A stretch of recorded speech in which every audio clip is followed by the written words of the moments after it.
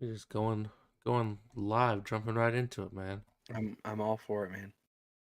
It's like it's like me not wanting to play like unranked games of Rocket League. Hey, let's just do it.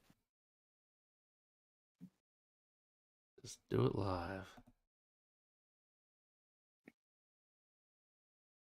There you are.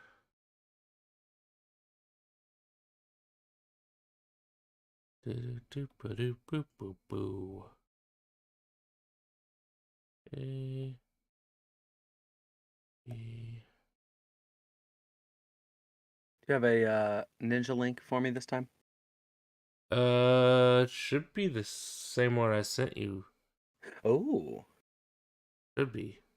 Hopefully, is.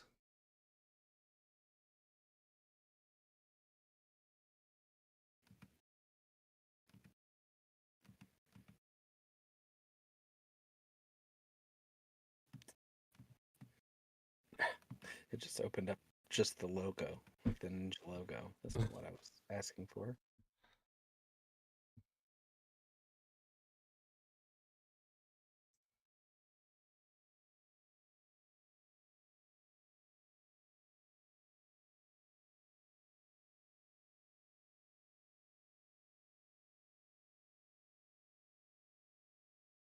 One from September 13th. No. Oh, the one where it was me, you. Wait, no, that's. Here we go. Yeah, I think I got it now. Yeah, there we go.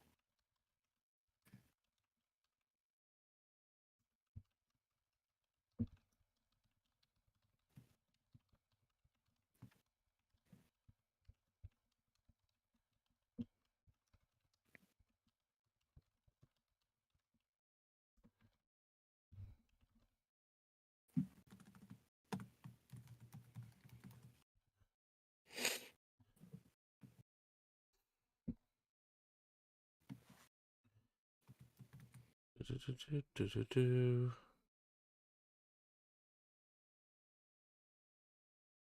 I saw CBS tweeted and was like, "Is it time to start Ritter in Atlanta?" And it was like, "CBS, you're in on this too?" Interesting. Yeah, it was like a retweet if you think it should stay Marcus Mariota, like if you think it should be Desmond Ritter, which the comments or the retweets never are as much as the likes.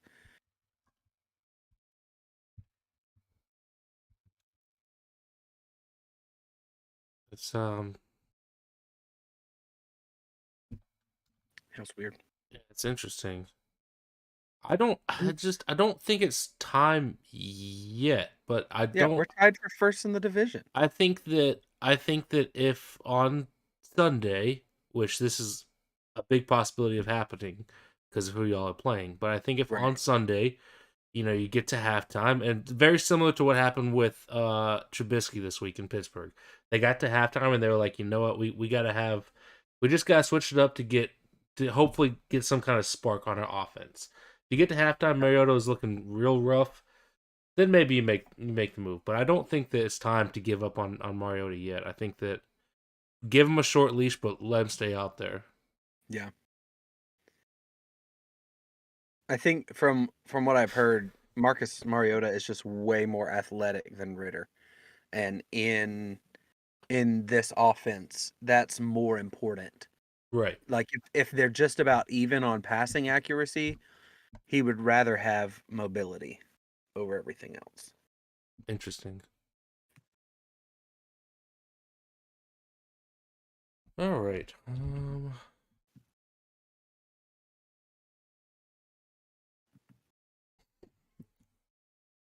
Um,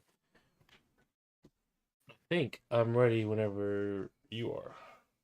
can you just because I forgot, can you Discord chat me the email and password for booth review so I can log into Twitter on this computer?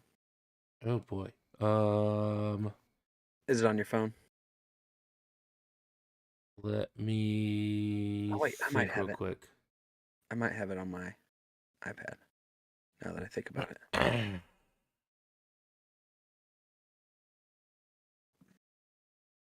Yeah, if you have it on there, that might be easier.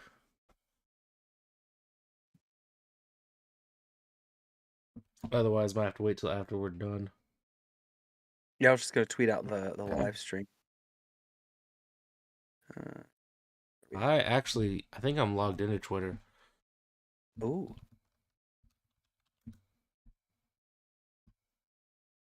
Yeah, I am. I'll tweet it out. yeah, there you go.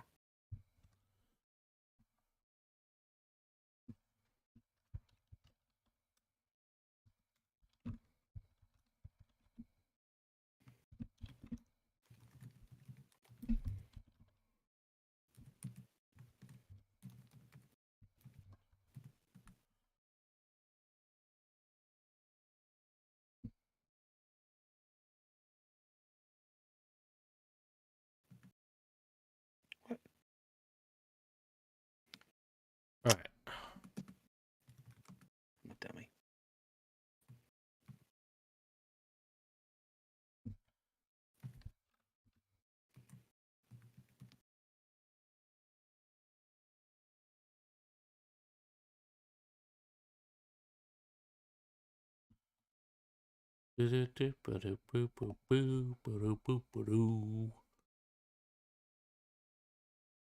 What? Nope, never mind. I don't want to do this. Man, Braves need to hurry up and win. Right? What's the score right now? It's tied 1-1 against the Marlins. Listen, they did all the hard work. They're like, this is what we want to do, is we want to just do all the hard things. And then Man, it is real cheap to go to some of these games. Tickets for the Mets game in New York, tickets are as low as $3. ooh, Mets I mean, fans are real savage. it's because they're playing the Nationals, so I get it because Yeah. the Nationals are garbage and they've given up and they're tanking, but like, it's still a game, and it's still Yeah. the Mets are in win now mode. Like they have to But win. it's also a Tuesday night. Who cares? It's New York. It's $3. I'd be paying $3 to go to that game right now. Yeah, it's still a weeknight game. It's baseball though, man. That's fair. Like if you live in, I'm not saying travel an hour to get there. Like if you live in the city, hop on a subway, get over there. That's fair. Valid points.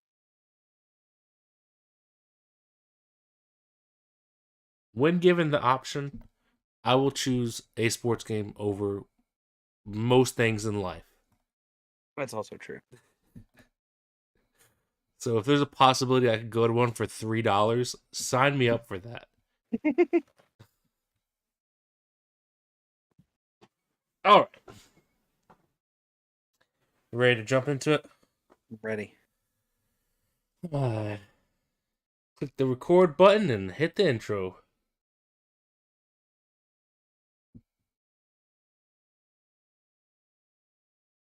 You know what? I just clicked the record button and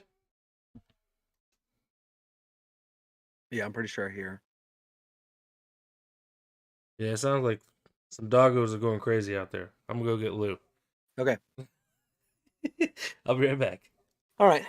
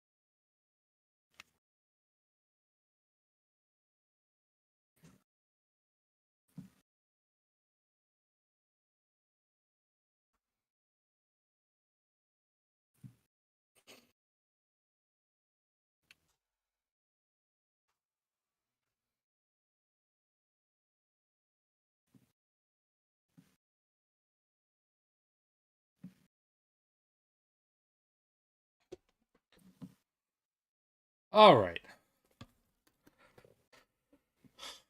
Ready to roll? I'm ready. Hitting the intro.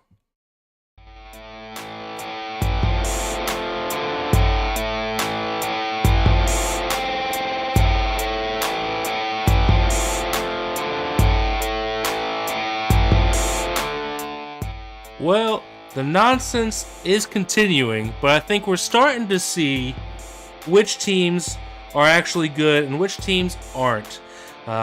Welcome back to another episode of Booth Review. As always, I'm your host, Devin Primrose, joined by my brother from another mother, Mr. Blake Ivy. What is going on, man? Man, I am loving the weather. Oh, man. Listen, especially for two big guys that live in the South, like we can stop sweating. Like Well, I mean, just like, walking around outside doing nothing. You know what I'm saying? yeah. Obviously, like if you're doing something strenuous, we're still gonna sweat because we're still big boys. But we don't have to just wake up sweating because it's not. We're under the 80s, so it's finally feels like fall. It's great. It's great. Loving it. The weather's good. Hey, the football here, this was a great sports weekend in Atlanta. It was. The Braves swept the Mets to take a division lead for the first time all season, which is incredible. And then Georgia squeaked out a win against Mizzou. You want to talk about sweating? Yeah. A lot of fans were sweating that day. That was a lot of sweat. And then you've got the Dirty Birds of Atlanta conquering just left and right, and one against Cleveland, and that vaunted defense and offensive line were able to overcome it and get a win. So yeah, this is a good weekend down here, man.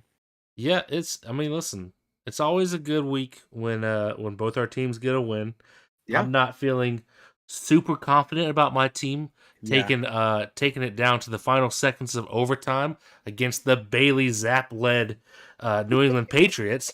But it is what it is. The win is a win. It wasn't pretty, but we got the job done. That's what matters in the end. It's true. It's true. It was a pretty good weekend of football. What's funny is that we disagreed on so many games. We disagreed on 6 games, and it happened exactly like I said it would happen, which is it all just canceled each other out.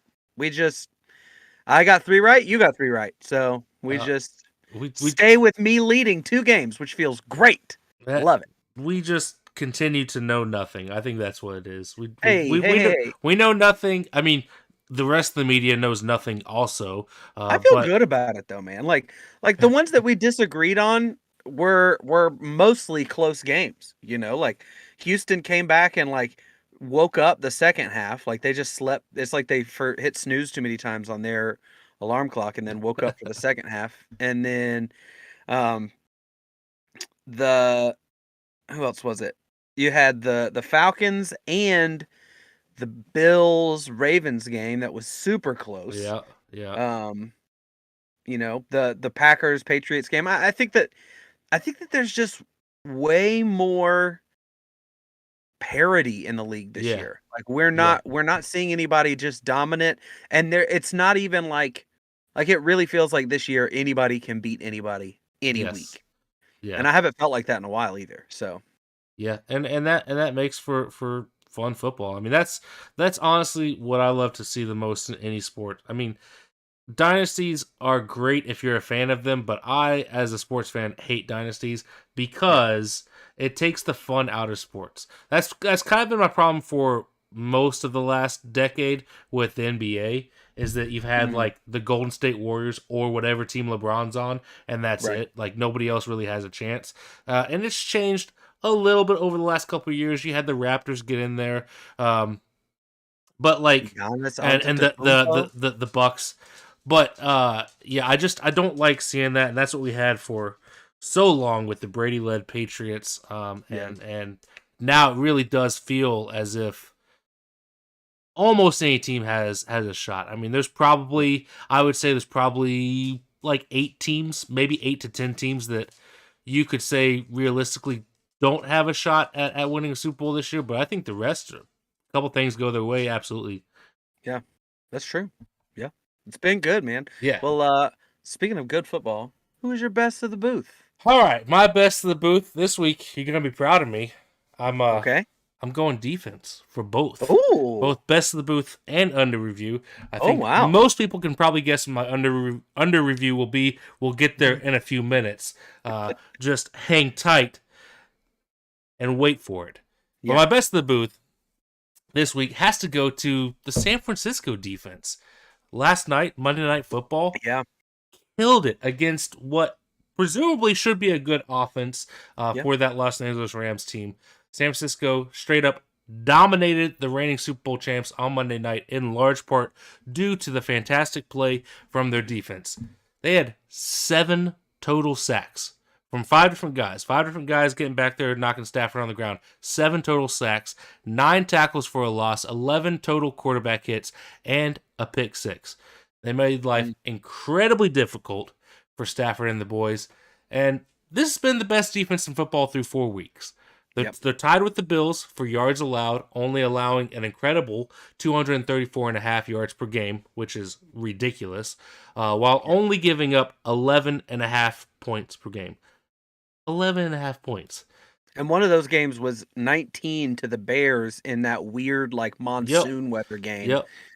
But other than that, yeah, everybody's been like around 11. It's Yep. crazy. And honestly, an honorable mention for Monday night. I did think about giving this guy best of the booth, Debo Samuel, who Ooh. had Oh, a wow. ridiculous 57-yard touchdown reception. If you haven't seen the clip, go watch it. A lot of It was fun. crazy. That guy is a lot of fun to watch playing Yeah. football. And if that offense can get clicking with Jimmy G back at the helm, I mean, pair that with the stellar defense. I think you could have been on something picking this team. I mean, they could be quite a spicy team. Listen, I'm feeling pretty good about my NFC Super Bowl or NFC championship pick, which is Eagles 49ers. I'm Yeah, feeling real good yeah, about that. yeah. Real good. Um, oh, well, do you see that? Aaron Judge leads off the game versus the Rangers. Is that Your number Rangers, 62? 62. He did it Hey, I've right been here watching during the like pancake. every at bat of his for like the last couple of days because I know that it's got to be coming. And this is, I mean, this very special moment. This 61 is the real record, mainly because of steroids. And Mm, I get that you can't take that era away from baseball. I right. understand that. And it was super fun as a kid to watch. But what Aaron Judge has done this year has been phenomenal. Hats off to him. Amazing career and very similar to Lamar Jackson this year, being a contract year for Lamar and betting on himself. Aaron Judge did the same thing. He bet on Ooh, himself before the season. He turned down contracts with extensions with the Yankees. He will be a free agent after this year, and he's going to make absolute bank hitting 62 homers in a contract year. dumb. Amazing job. Gonna go to the Dodgers and just get bankrolled. The honorary best of the booth right there. Best of the Yeah. booth. Not even playing in the NFL. Best of the booth to Aaron Judge. 62 home runs. Well done, young man. Well done. Hey, they've got booths in baseball too, you know, up in the broadcast booth, Yeah, viewing it from up there. absolutely. Uh, yeah, yeah. No, I'm with you though. San Francisco's defense was wire to wire, just unbelievable in Yeah. that game on Monday night. Just obliterated the Rams. For my best of the booth, Yeah, you had a fun one. I did. So I went with, and it might not be fun to everybody, but it was fun to me because I did some deep dive research here. This week in the NFL, we often talk about how the running game is dead. The running game was not dead this week. We had Yeah. 9 rushers go for over 100 yards. Rashad Penny had 151. Saquon had 146. Josh Jacobs had 144. Miles Sanders had 134. Damian Pierce had 131. All of the top 5 leading rushers this week had over 130 yards. Yeah. Ridiculous. Ridiculous numbers. So I thought, hey, I wonder when the last time the NFL had 9 people rush for over 100 yards in the same week. Do you have any guesses? Cool. 9 people over 100 yards. That was the? 9 people over 100 yards. It's not like, don't worry, it's not I like the mean, 7. Like, it I didn't it go that far it back, had. right? I mean, I would guess that it would probably be like at least 5 to 10 years. Okay, so now this sounds a lot less impressive. No, it's not nearly that long ago, Okay. but it didn't happen at all last year. I mean, that Not a sounds right. single Yeah. time did it happen last year, and then it happened in week 6 of 2020. So Okay. not at all last year and So almost 2 an years. entire years. Yeah. So almost 2 entire years since we've seen this happen in the NFL, which is it's pretty crazy. Like Yeah. obviously it's not like 5-10 years, but like that's pretty crazy that we haven't seen 9 players, and I included running or quarterbacks in this too, because I think that 2 years ago, I think one of those 100-yard rushers was actually Lamar Jackson. Probably. And I'll give you another piece of trivia for this. If you've got 2 guesses, I mean not 2 guesses, but yeah, I'll give you 2 guesses. There were 2 players that were on that top 9 rushing 2 years ago, and top 9 this week. I'll give you the full list this week. You got Oh. Rashad Penny, Saquon Barkley, Josh Jacobs, Miles Sanders, Damian Pierce, Nick Chubb, Derrick Henry, Aaron Jones, Jamal Williams. Those are your 9. Oh. And I get to pick 2. So 2 of those also ran for 100 yards the last time, or more. The last time Well, 9 rushers ran for over. Chubb or Henry would be the easy picks. It could be Saquon. I think I'm trying to remember when Saquon was last, like actually healthy, because I know he missed most of last year, if not all of last year. I thought he missed some of 2020 also. Oh man, I mean I'm just gonna say for the sake of time, Chubb and Henry. Those would be my guess. Yeah, what's weird is I didn't see Chubb on the list at all. I don't know if it was a bye week Wow. Okay. or if it was, if maybe he was The 'cause he bye week. doesn't That's even not miss fair. games. I get another Yeah, guess if it was a bye yeah. week. I would Well, I say don't know. I didn't look into the bye weeks. if all right. So let me pick a third one then. Okay, I would say Aaron Jones. it was not. Okay. It was actually Miles Sanders. Okay. And the other one you did get right, Derrick Henry. Derrick Henry and Miles Sanders. Interestingly enough, the lead rusher that week was Clyde Edwards-Helaire, who this week got 92 yards, sitting just Right. outside this Right. club of rushing for over 100 yards. So, which is just crazy that that those two, and especially to pick Miles Sanders. Like I would not have guessed that Miles Sanders would have been one of those on the list. But I just thought it was an interesting thing to see that in this league where we say, like the running back position is it's all running back by committee, or just that teams don't run the ball nearly as much as they used Right. to, which is also true. To see guys that were rushing for over 130 yards this week, and that hasn't happened in nearly 2 years, I Right. thought was notable.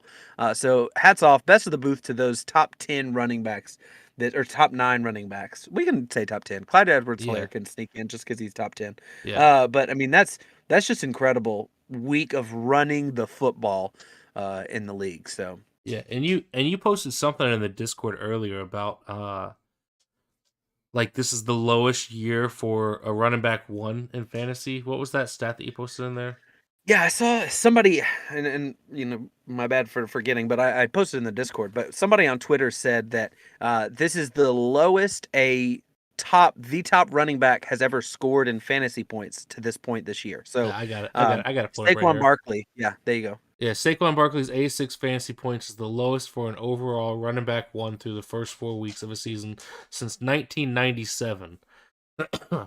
Which I you posted that and said the decline of the running back position, except for this week, and I do think that a lot of that is the uptick in committees. I do think that more teams are going to a running back by committee type rushing attack, which is fine. I mean, it saves guys. It keeps But guys that's healthy. like the But last couple years. Like that is really, true. That the is first true. team to really do that, that I remember, and that really started the trend was when the Panthers had D'Angelo Williams, and I cannot for the life of Tolbert, me, I thought about Mike was it Tolbert. Talbert? I think it Okay, was. Yeah. that they had those two guys. I want to say there was another guy, but it was that was the first time you really started to see, and I started to see people bring up the idea of like doing handcuff running backs in fantasy Right. leagues. Of like maybe you just like have like, can we do just like the running backs for the Panthers? Can we just draft that position? Right. Um, and now you do see it so much more as this running back by committee. But I mean, I feel like it wasn't really that big of a thing before the Panthers did it Yeah, but that with was those two like, I guys. mean, you're looking at like roughly 10 years ago that the Panthers started doing that. So so really, I mean, over the last 10 years it's just elevated more and more teams doing it. And again, Jonathan Stewart, that was the one I was thinking Stewart, of. that's the one. Okay. Well, Tolbert was Yeah, with the Panthers at one point. I do he remember was, that. yeah, and Yeah. yeah, I remember that happening too. But I mean, that was yeah, those two guys were ridiculous Right. together. Yeah, I mean, Sorry. I just think, especially over the last, I would say like 5 years, that's what teams have been going to is going with the committee. You'll still have a standout guy every now and again, such as a Derrick Henry or a Nick Chubb or a Saquon Barkley, but even Nick Chubb and I listen, I thought very much about putting Stefanski under review for the lack of usage of Nick Chubb on the goal line in that game. I don't know how much you saw of him doing that against the Falcons, but there was at least Oh, all of it. there was at I least watched all of it. there was at least one drive that I saw in particular where it's first and goal. It's first and goal from like the 5, and you're going to Kareem Hunt, and not only was Kareem Hunt in the game, but they handed it off to Kareem Hunt on first and goal and second and goal, back-to-back plays. And don't get me wrong, like Kareem Hunt is a perfectly fine running back, but you have Nick Chubb who is averaging through in his career like 5 yards per attempt. What are you Yeah, doing on the goal line, his not giving it off to that guy? his average Sunday was 6.2 yards per What are you attempt. doing, not giving it off to that guy? Yeah, And then I don't know. I want to say on third down there was a penalty or a sack or something. So they went backwards. But like Yeah, I don't understand why you don't do that on the goal line. And I think that's just what coaches are doing now. They're just going to more committee and they don't care about necessarily this guy is better. It's just it's more like saving his legs. And I don't yeah, know. I don't get it. I don't love it, but it's what it is. That's yeah. 2022 NFL. Yep. That's the world we live in now. All right, hold on just a second, because Luna, You're good. I don't understand. In and out, in and out, in and out. Snip, snap, snip, snap.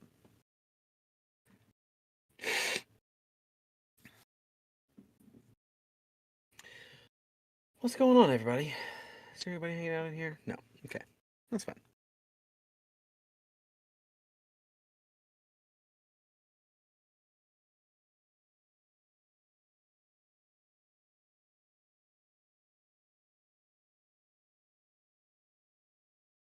I'm just going to narrate what Devin is doing. He's moving a box. He's cleared a space, I think, for Luna to lay down on. Is Here you go. Go lay down here, dog.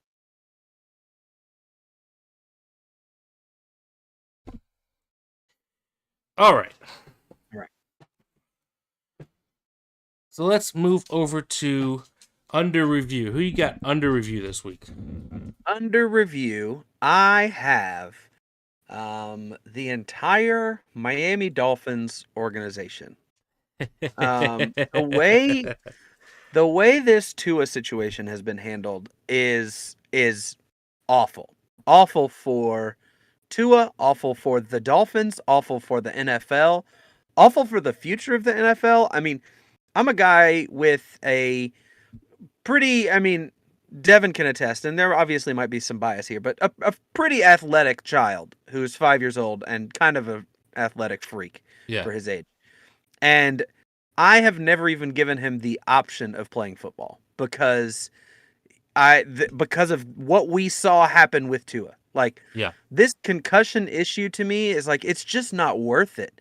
That these guys and you see on top of that Antonio Brown and his antics that it really looks like there could be some head trauma there. I don't want to put that on the man, but I mean I don't feel like it's a stretch to say that might be what it is. right. Um, but it's just it was a bad moment on television. Like to see the way that hit impacted Tua, like I mean, I think that it's safe to say we were all worried. Like I've Yeah, never seen a hit like that in the NFL. And honestly, like, I remember from the old way the NFL handled concussions that it was really easy for players to lie their way out of it and say, like, and just know how to answer the questions in ways that it was like, because these guys are such competitors, which I understand, they were willing to be like, no, I'm fine, let me go back out Yeah. and play. And so maybe that's what happened with Tua. Is that he was misleading the doctor? And again, I don't want to just put something on the guy, but like, I don't understand how after that hit he took last week and he got up and couldn't walk. Like, did you see it happen when it happened? I didn't see it live, but I saw the clip. Yeah. Yeah, that like he gets up and then he like wobbles, like he's clearly Right. dizzy. Like that wasn't like, oh, my back hurts. That was like, don't have balance. Well, And it's so when everybody watching it knows automatically, oh, that's 100% some kind of head injury. yeah, Then obviously it's a freaking head injury. right. And so, like I, I don't even understand why you put him at risk at all, much less coming off of 4 days. Like Yeah. that happened on Sunday. Yes. And you're like, hey, we want you to play in a football game and get hit in the head, because like you're almost certainly gonna get hit at some level. Yeah. Um, and I've heard people say that the hit that he took this week might have knocked him out anyway, and that could be entirely true. Like it was a Right. hard hit, Right. but I think it was just the combination. And again, I don't want to point my fingers at like any one person in particular and say it was the coach or the GM or the owner or the medical staff or if it was Tua himself, but somewhere in all of that, you know, I hope that we get to see Tua play football again. And more importantly, I hope that this isn't something that impacts him for the rest of his life so that he could Right. play one game of football. I mean, like, Well, football's great. We love it. We have an entire podcast that we dedicate 2+ hours of our life to, plus prep time every yeah. week. Yeah. That, like, we love the game of football, but it's not worth it, man. Like, go sit down. If that's quarterback for my team, I care much more about you as a person, and like, Right. I want you to have a good life, not just a good football career. Well, So the guy that evaluated him uh in that first game has been fired yeah, because of the findings of the NFL's investigations. Apparently, he didn't follow the right protocol or something. I don't know everything that's going I don't on, know, and man. I I and think I it's don't just think I don't optics. think That I to don't me, think it all the feels like just details. optics. Yeah, and I don't think all the details have been released, and I don't think all the details will ever be released. Right. Because the NFL does have Unless we see a 30 for 30 on it. right, and the NFL does have to save face, and I get that and whatever. Like, but yeah, I agree. You're messing with someone's life when you screw things up like this, and Yeah. in the violent game that is football, you can't afford to do that. You can't No. afford to do that. I don't care if it's a star player or not. And honestly, I think if protocol was followed properly, and unless Tua did everything perfectly, I don't think there's any way that he plays on that in that Thursday night game if protocol is followed properly. Yeah, I'm with you. Because like Rogers has gone through concussion protocol a handful of times throughout his career, and almost every time he misses the next game. And that we're not talking about a 4-day rest period. We're Yeah. talking about a full week. He misses the next game because of the protocol. Like you have to sit through it, and you have to follow so many things and do so many things properly um, to be able to play the next week. So I think it's crazy how quickly he got back, and then to take another hit that is just as bad, and to watch the way he reacted, the way his body reacted to it. Yeah, I who knows if he plays again this year. Yeah. Mike McDaniel is still saying that he's going to. It took him what seemed like forever to finally come around and admit, hey, yeah, Tua's not playing this Sunday. But we'll Yeah. see what happens. It's definitely tough. Mm. Yeah. I mean, I'm glad he's okay. I like all the reports that say that, he's got movement in his extremities. He's conscious. They were able to watch MacGruber on the flight home, which, I mean, to me, shows that you're mentally stable. Like if you're like, hey, let's watch MacGruber, then everything's probably all right. Yeah, maybe. But yeah, I felt like it. Of all of the things that happened this weekend, to me, that's probably the most egregious. Like it was just, Yeah, it was pretty crazy. yeah. Hold Well, on.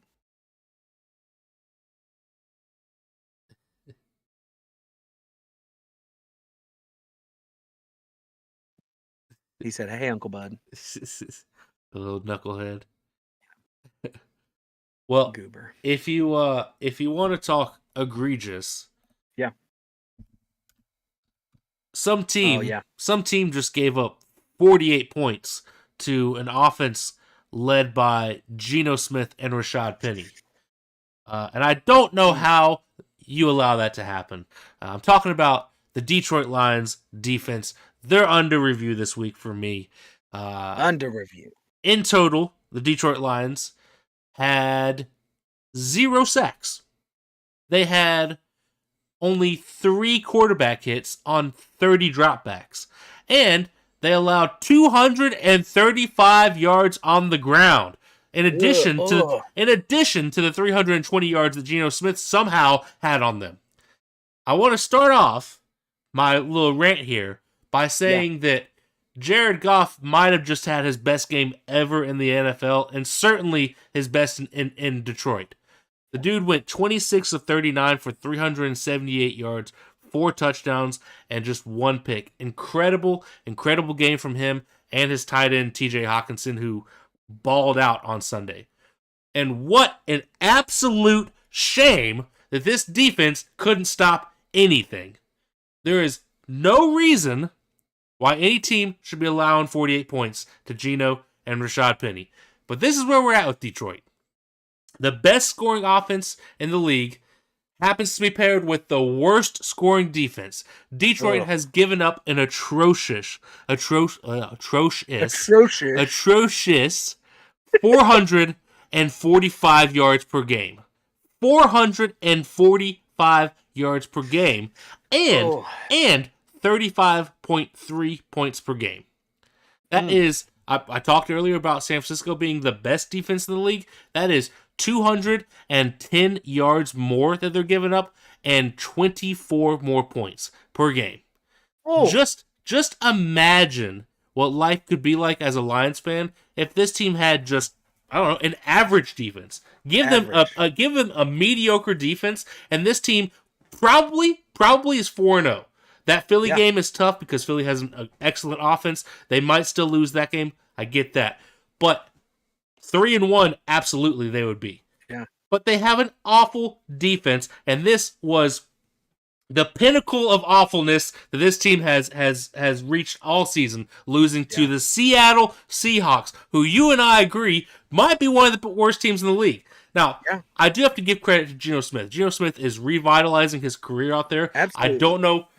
I don't know what kind of fountain of youth he has drank in Seattle, because the guy's throwing for almost 80% completion percentage this year, which is outstanding. I want to say he's at least top 10 in fantasy points. It's amazing what he's able to do for Seattle right now. But that defense in Seattle stinks, obviously, because they just allowed 45 points to the Detroit Lions.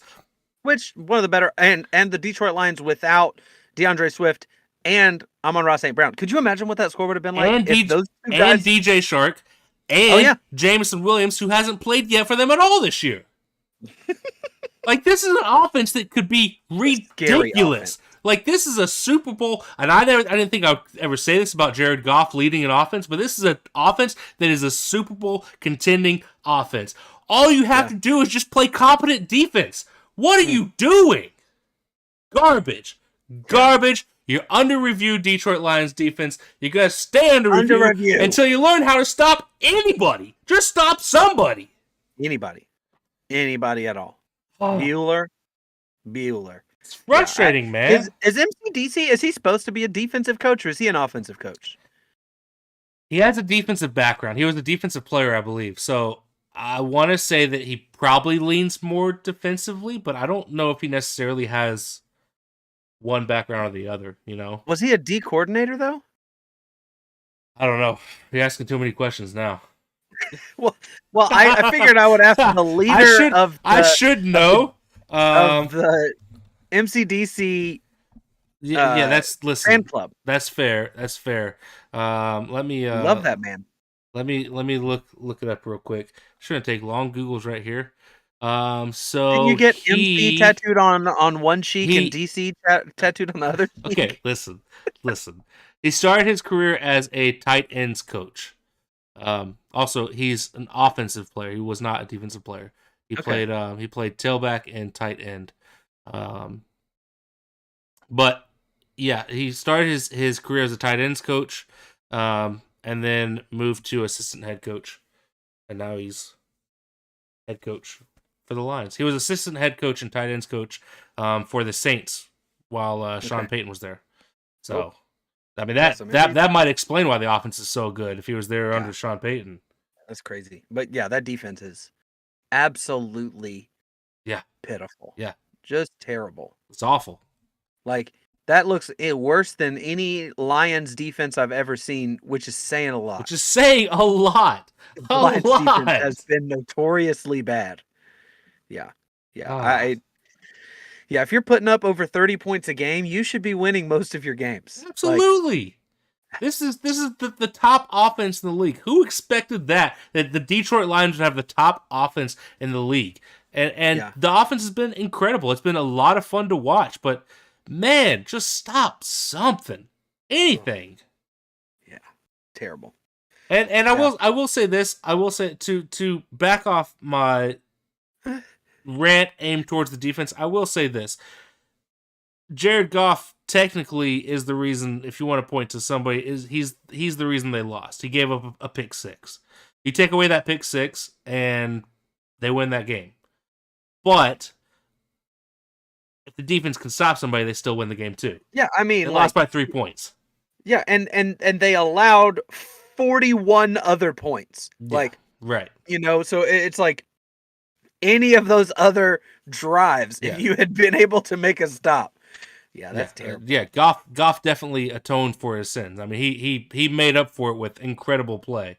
And yeah. Well, speaking of quarterback performance, unless you had legit or counterfeit, I don't. which I yeah, don't.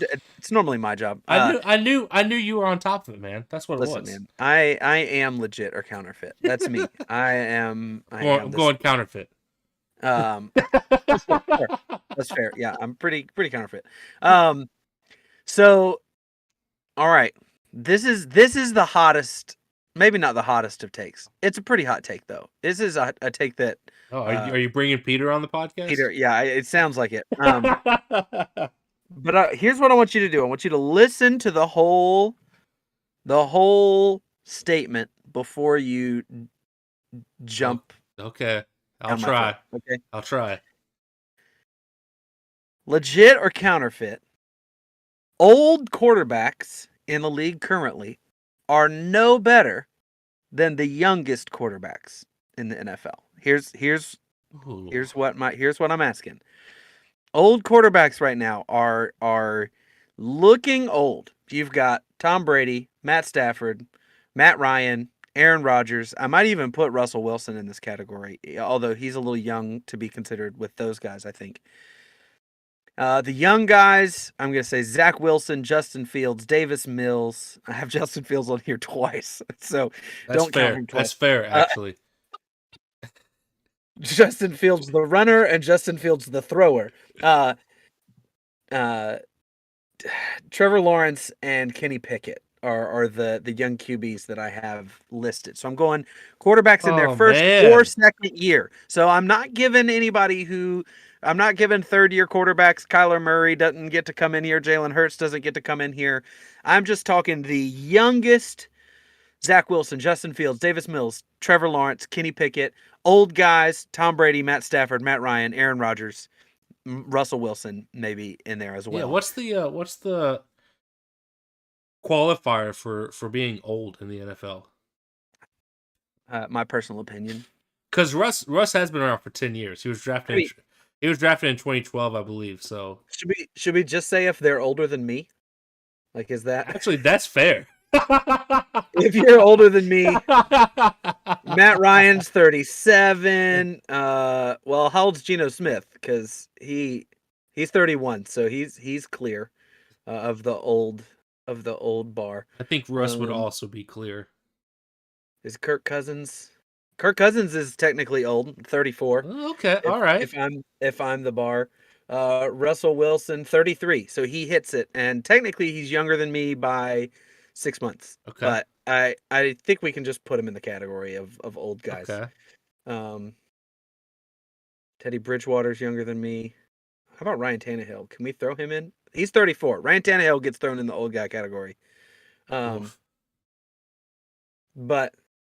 all right. So Andy Dalton is 34? Yeah, that sounds right.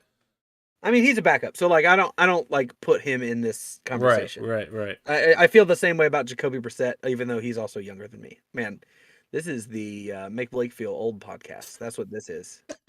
It's just let me see the fact that there's only 5 quarterbacks older than me in the whole league. All right.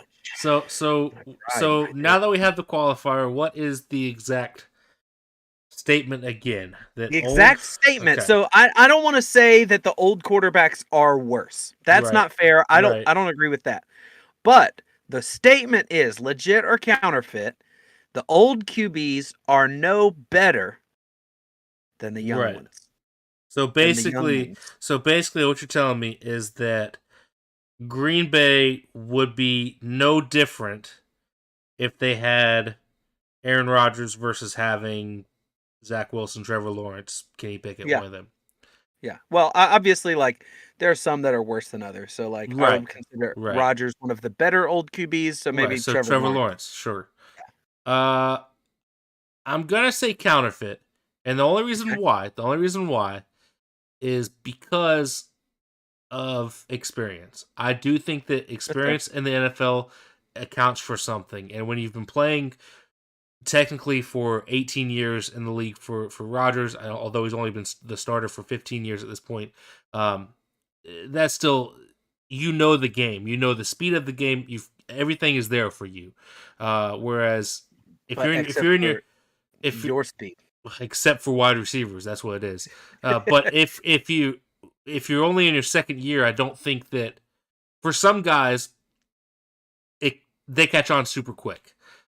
You look at Patrick Mahomes. Whenever he got the job to be the starter, it never looked back. Like he took a hold. Josh Allen had a little bit of a slow start. No, he had a terrible first year. Right, but terrible. Right, no, I agree. But by year 2, you started seeing that Josh Allen that you have now.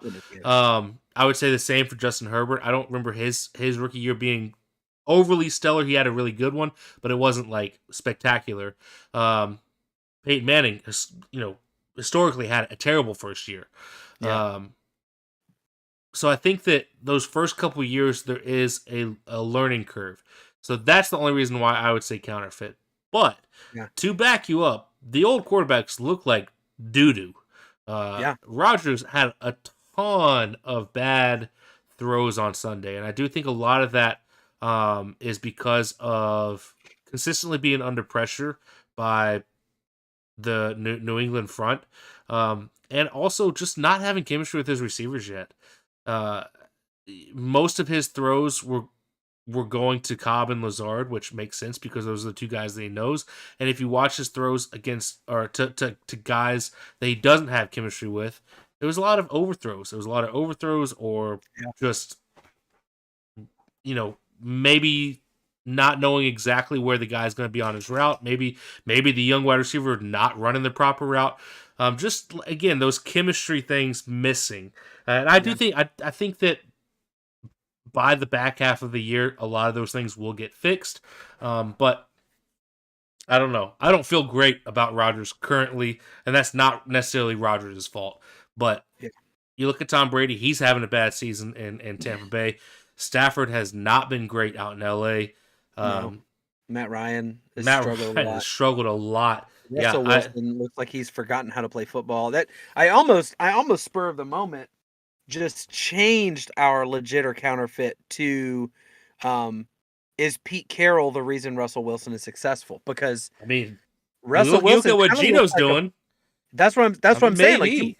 you said I don't know what fountain of youth he found, and I wanted to say he found the Russell Wilson fountain of youth because he's Right. not playing like Geno Smith has ever played. Like Right. he didn't find the fountain of youth; he found a fountain of talent somewhere, and just had his day. Like he moved there, and he lives in the fountain of talent now, and it's overcompensating for his lack of it the rest of his career.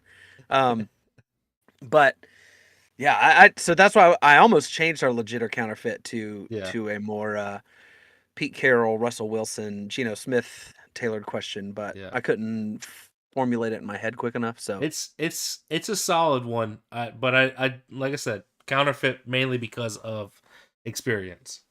yeah, I think that I probably would also tend to lean counterfeit, although I mean my point remains the same that like I would say that they're not much better than the young ones. You Right. know, Yes. like the sweet spot of the NFL is that Jalen Hurts to Patrick Mahomes. Yep. Like those guys right there, like Patrick The Mahomes. next generation, man. Yeah, Yeah. that's I would say that Patrick Mahomes is probably on the top end age wise of those guys. Yeah. Um, just like off the top of my head, maybe Dak Prescott. Yeah. Um, Yeah. I would throw Dak in there. but like that's like that's like the good talent in the NFL is in that young gun, Yeah. but still like I mean Patrick Mahomes is 27, so like he's not that young in terms of overall QB What, age, 4 years? 4 years in the league? 5 years in the league? Yeah, something like Yeah. that. Yeah. So, Yeah. um, I just think that for me, if I'm having to choose between the two, I know what Rodgers can do on a 2 minute drive when he needs to make some magic happen. I don't yeah, quite know what Trevor Lawrence or a Zach Wilson or Kenny Pickett can do yet. You know what I'm saying? So yeah, that's the only separator for me. yeah, Well, let's switch gears and move over to week 5, man. yeah, man. Quarter of the way through the season, I guess. Kind of technically, it's weird now they have 17 games, Yeah. but 4 games done. Moving on to week 5, and I say it's time we get picky with it. No, no, no, no, no, no, getting picky with it. No, no, no, no, no, no, getting picky with it. No, no, no, no, no, no, getting picky with it. Bow. So, heading into this week, just because I feel like it's a pertinent piece of information to dole out, the current records of our picks. If I did my math right, which I probably did not, um, That's but fair. I can confidently say that I am still 2 games ahead in our get picky with it. I'm at 31, 32, and 1, and Devin is at 29, 34, and 1. Does that add up to all the games total played? Not sure. I'm terrible at math. We are not a math podcast. Bottom line, out of the 60 whatever games that have been played, I've been right 2 more times than Devin. I think that does add up to 64. It'd be 64 games. Yeah. Anyways, not Yeah, important. Not nailed it. important information. Season Not a doesn't math count. podcast. It's a bunch of nonsense. It is important. Starting us off on Thursday night, we have the Indianapolis Colts making their way out to Denver to take on the Russell Wilson-led Denver Broncos, struggling Denver Broncos. Currently, Denver are 3-point favorites. I think that's probably fair with where these two teams sit. But who you got, man? Um, this one is tough for me because and I think that it does just come. Sorry, it's not tough for me.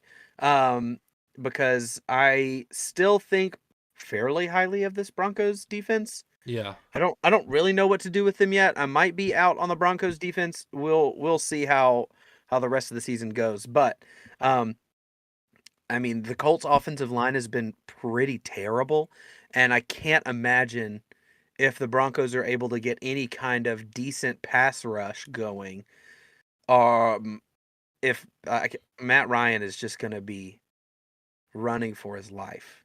Um, yeah. So I think I'm going to go with the Denver Broncos because of the weakness of that Colts offensive line, and it's in Denver. So, Yeah. uh, Yeah, full disclosure, I did not make my picks pre podcast recording, so I'm making them on the fly now. And while you were talking, I initially put Colts over Broncos because I just want to believe in this Colts team still because I know the talent's there and I like a lot of the players. But think I'm switching it to Denver yeah. because the Broncos, I guess, are kind of better this year. I don't know. Like both of these Well, teams have been. If Denver is without Javonte Williams now, so Oh, that is true. a little bit of a hole. I mean, they've got Oh Melvin Gordon, but Melvin Gordon is kind of the B back. man, you're making me really want to switch back to the Colts. But I also vowed that I would not pick the Colts again as long as Frank Reich was the coach. I don't So want to pick either of these teams because they've yeah, both been so underwhelming, especially given the talent that both these teams have. And yeah, I think a lot of it goes back to the head coach for these two teams. This might be the matchup of two of the worst head coaches in the league. yeah. If you want to see But the worst coaching matchup, let's just watch some oh timeouts man, so be you're picking bungled away. you're picking the Broncos, is that right? I'm going Denver. Yeah. I'm going Indy. Oh man, Just starting it out the gate spicy. just so I can get some of those games back on you. Hopefully, we'll see. Maybe. Moving on to 9:30 a.m. We got another London game over in the old Tottenham Hotspur Stadium. We've got the New York Giants facing off against the Green Bay Packers. Fun fact, this is the first London game for the Green Bay Packers. They were against playing in London for a very long time, and now it's finally on the schedule for them. So there you go. A little fun fact. A little fun fact for that segment here. Technically a home game. I guess it will probably feel like a home game for the Packers because Packers fans travel pretty well. Green Bay currently 8-point favorites over the surprisingly 3-1 New York Giants. Who you got, man? I listen here. I think with the London picks from now on, I'm gonna have to do them in an accent. So, gonna go with because I've been working on my Australian accent, my British accent starts to morph a little bit halfway through. But I think I'm gonna have to go with the Packers. Yeah. Yeah, I'm just an Australian accent now. I've lost my ability to do an English accent. I'm gonna go with the Packers. Yeah, I think that the Packers are the severely better team in literally every single facet of the game. The wide receivers, it's just like the worst matchup of all time. Like I don't want to watch either of these teams' receivers at all. Well, now, Um, listen. mm-mm. Lazard is still a decently good wide receiver, and Romeo Doubs looks like a fun potential solid find there as the rookie wide Yeah, receiver. But yeah, I'm with you. It's not a great receiving core. yeah. So anyway, I'm taking the Packers. Yeah, I think I'm also gonna go Green Bay. We had a little bit of a discussion about this in the Discord earlier. Again, plug in the Discord if you're not in there, hop in there, have some fun with us. But we Peter decided to bring up one of the hottest takes of the year and saying that the Giants are a better team than the Tennessee Titans, which is just nonsense. But Absolute nonsense. it somehow morphed around to this game, and he wants the Giants to win. And there was mention of a potential slap bet on it, and I couldn't do it because I'm literally at my lowest point with this Green Bay team that I've been all season.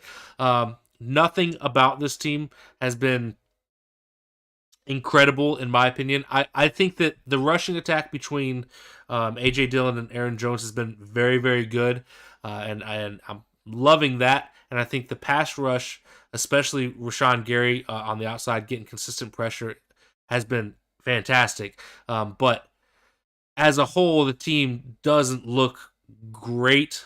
Technically, they're 3-1. I think they're still going to end up being one of the higher seeds in the NFC, but they're not looking great while winning. I don't know, man. I think that the Vikings might be better, but the Vikings could very well be better. They certainly look better in Week 1, but I'm picking the Packers because they're playing the Giants, and I think the Giants are an awful 3-1 team that should not be 3-1, but that's the way that it ended up. They shouldn't win any more games this year. They honestly probably should not. So Packers over Giants. Moving I think on. Since you haven't made your picks yet, you should have to pick first. Okay. I will announce my pick. I don't want you mooching off my picks. That's fair. Okay. We will start that with this next game, which we have the now Kenny Pickett-led Pittsburgh Steelers. It's Pickett time in Pittsburgh. The hometown kid getting the start. Came in relief of Mitch Trubisky at halftime on Sunday. Didn't look terrible. Did have 3 picks. 2 of those were off of tipped passes that he threw right to his receiver's hands. But ultimately fell short as the Jets got the win over the Steelers. But now they're going into Buffalo, and Kenny Pickett is going to have a tough time against that Buffalo Bills defense. Buffalo favored by 14 points in this one. And part of me, honestly, I really want to pick the Steelers because of the Pickett storyline, but I can't do it.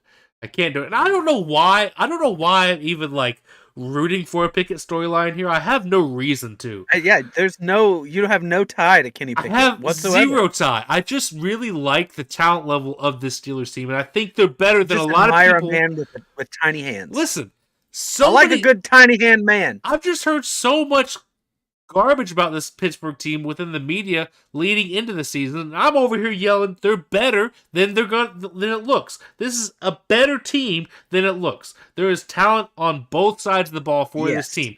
Now, TJ Watt being out is a big deal for them. And the fact that, what was the stat that was pointed out earlier, that they have not won a single game that TJ Watt's been sidelined? Yeah.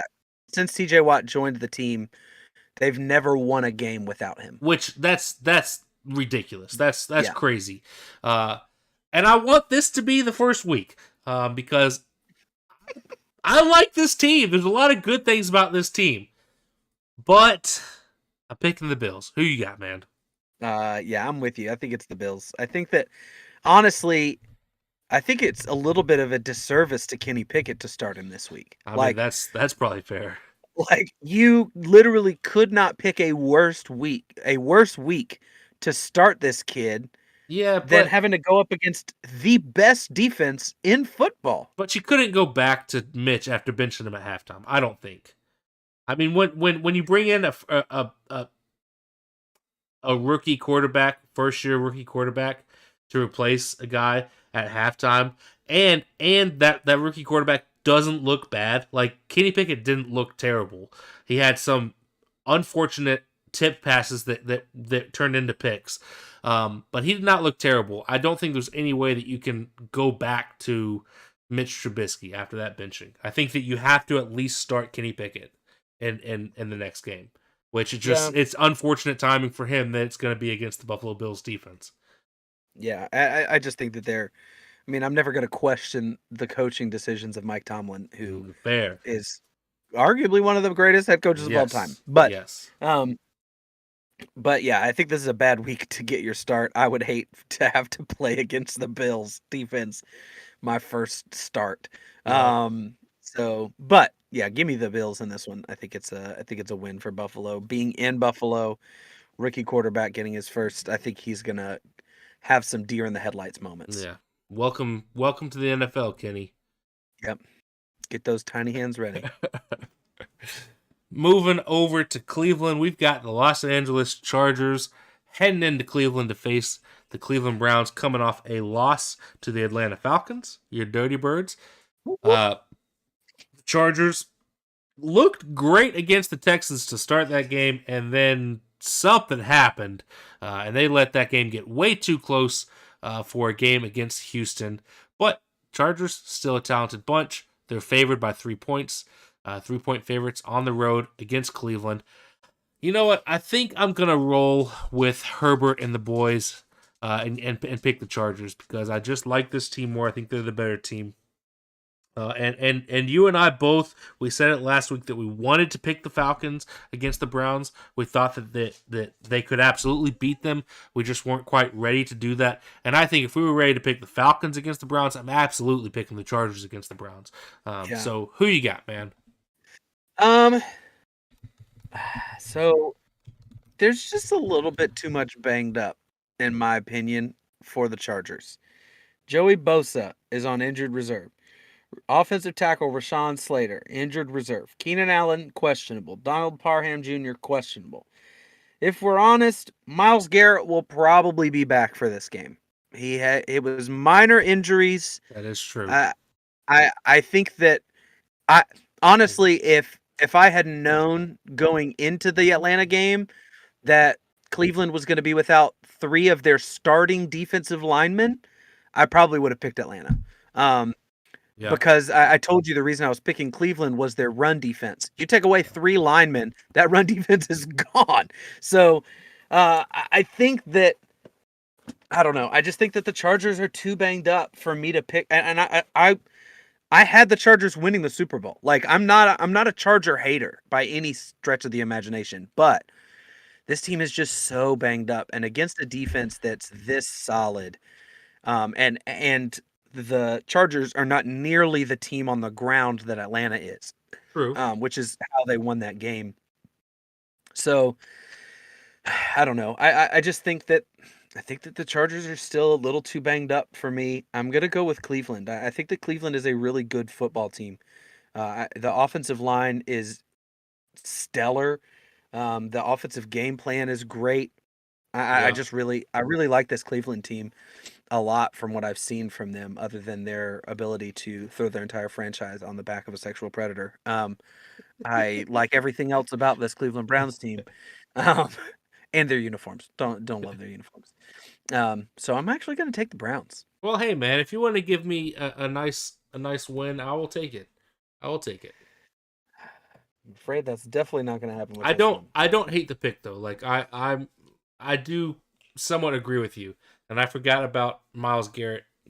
Probably being back in this game, but I just think the Chargers are the better team. Albeit they are definitely more banged up for sure. Yeah, that's the only reason I had the Browns in this game. Well, let's go out to Minnesota where we have another divisional matchup for those Minnesota Vikings. We have the Chicago Bears coming into town to face the Minnesota Vikings. Chicago coming off a loss to the New York Giants because they're terrible. Vikings sit at 3-1, coming off their win in London against the Saints. Currently, Minnesota are 7-point favorites. I think that is absolutely fair because this is a terrible Bears team that, very similar to the Giants, might not win another game this season.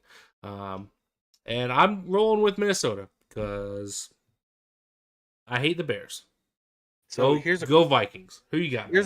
here's a question for you. Well, the Vikings, but we got to talk about this game to some extent. So, just to lengthen out this part of the segment, if you're the Bears, how funny is it going to be when the Bears get a top 3 pick in the draft Bryce Young. and they take Ohio State quarterback C.J. Stroud? I just don't. Like, I how just many don't. I times don't think you did do you that. draft Like, an Ohio State QB? And honestly, if you're the Bears, do you give up on Fields already? Is this a Josh Rosen situation where I you're like, mean, if seen it's enough? if it's me, yes. But I also wouldn't have made that draft pick in the first place. Same. So I do think that because the NFL is largely run by men, and men have a lot of pride, that front offices hate admitting when they were wrong. I think you see a very clear sign of that with the Jordan Love fiasco in Green Bay, Yeah. where for whatever reason they've continued to try and push Jordan Love as the future of that franchise. And I think they're wrong. I think they made a mistake, and they just don't want to own up to it and admit that they made a mistake. And I think that the Justin Fields pick is very similar. But if it was me, if you truly believe that Justin Fields is your guy, go draft either an offensive line for him or go draft some help on the defensive side. Will Anderson. That's who uh, I hope that the Falcons draft. Isn't that his name? because Alabama? yes, yeah, Yeah. because Monster. you you're not incredibly depleted at wide receiver. There's like Darnell Mooney. Darnell Mooney looks like looks like he could be a solid wide receiver. I forget you guys like him. I forget he exists. You've also got Cole Kmet, who hasn't looked like a bum at tight end. That's true. So get you guys some protection, or go get some defensive help to where he's not, to where the defense can slow down the offense that he's facing. It's too many defensive pieces though. This team is awful. I agree, but like you've got to use you can't use that first pick on another quarterback, or even, in my opinion, on an offensive skill position if you truly believe that Fields is your guy. Yeah. I just think I think you're doing it yourself a disservice if you do that. You could end up looking like the Detroit Lions, to where you have an incredible offense and a terrible defense. Because neither side of the ball is great in Chicago. Yeah. But yeah, Vikings are going to win this game, and there's very little doubt. Like, it's just bad. Yeah. Well, let's move over to a surprisingly sneaky, spicy matchup. I don't want to say full spice, but the sixth Spice Girl, full spice. Yes. We have the Detroit Lions heading into New England to face the New England Patriots. I currently don't know who's going to be starting quarterback for the New England Patriots. Brian Hoyer left that game on Sunday, I think in the first quarter, maybe the second quarter, and was replaced by Bailey Zappi, or however you pronounce his name. He's a third-string quarterback in the NFL, so who knows? And I don't know if this Lions defense that just gave up 48 points to Geno Smith is going to allow whoever New England starts to do the same thing. That's what worries me. But I do think this Lions offense is going to put up some points, because the Patriots defense is not stellar. Currently, though, New England are 3-point favorites. I genuinely don't know who I want to go with in this game. My heart wants to go with Lions, and my head wants to say New England. Well, you got to make a pick, man. I'm not letting you in on my pick before you get yours. I'm going Detroit. I'm going Lions. I'm gonna stick with them until it's the death of me, apparently. But who you got? I'm with you. I'm with you. I think it's the Lions. I think that, you mentioned the Geno Smith led Seahawks, and we talked about it a little bit earlier. Maybe there's something cooking with. Maybe what's his face? Pete Carroll is a good offensive minded coach that can get better quarterback play than what he's given. Yeah. So I just think that, I think that the Patriots are not as good offensively, especially without Mac Jones. Right. And so I think, give me the Lions in this one, even though they could barely stop me on the other side of the offensive line. Hey, Patriots, if you're looking for an emergency sixth-string quarterback, I'll do it for free. Yeah. Put me in the game, coach. Let's go, Belichick. Give me a lesson in Belichick football. I'll sign up for that. Listen, Bill Belichick. Nobody has any film on me playing quarterback. Not a single person has ever seen me play quarterback before. We're going to be running a lot of 5 and 10 yard dink and dunks out there, but hey, that's kind of Patriots football anyways. If there was a team I wanted to start against, it would be the Detroit Lions. Aiden Hutchinson would love that. He'd be like, please put this 5'10", 240-pound guy in and let me light him up. Oh, man. Ugh. Give me just a second. All right, I will be right back. go for it. Come on, let's go outside.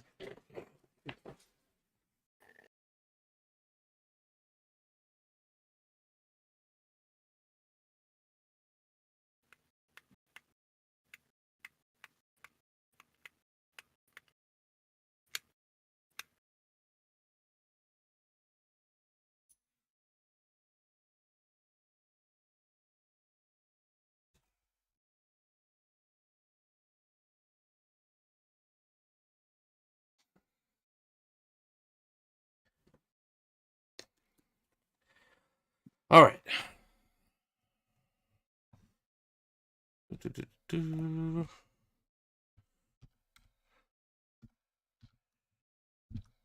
Where was I at? Okay. Just finished Lions Patriots. Mm-hmm. Well, speaking of Geno Smith and those Seahawks, they're traveling down to Narlands to face the New Orleans Saints, coming off a loss over in London where they had Andy Dalton playing quarterback. Do we have an update on who's playing quarterback? Is Jameis still out? Let me see. Let me see what we got on the old trusty ESPN injury report. Yeah. Jameis Winston is still questionable Okay. for the Stinky Saints. Yep. And let me see if we've gotten any kind of like specific update on him as of today. We have absolutely nothing. This So stinky Saints team that legitimately, outside of a magical fourth quarter by Jameis Winston, could be sitting at 0-4. yeah, you remember when I said, "Hey, I don't think they can win most of these games," and y'all I were mean, like, "That team's not you going to go 0 and." also chose them to go 0-17, did you not? Yeah, but like this team is closer to 0 and 17 than the playoffs. I can tell you that. Oh, 100%, 100%.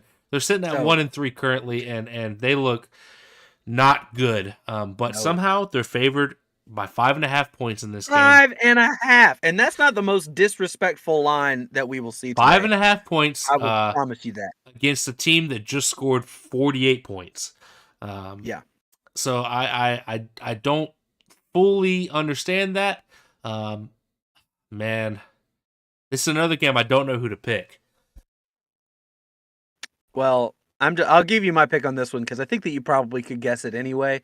I have a moral obligation to, if there's any way that my bias can be somewhat accurate, to still go with it. And so I'm gonna pick against the New Orleans Saints. I don't think that this team is good at anything. They don't have a great defense.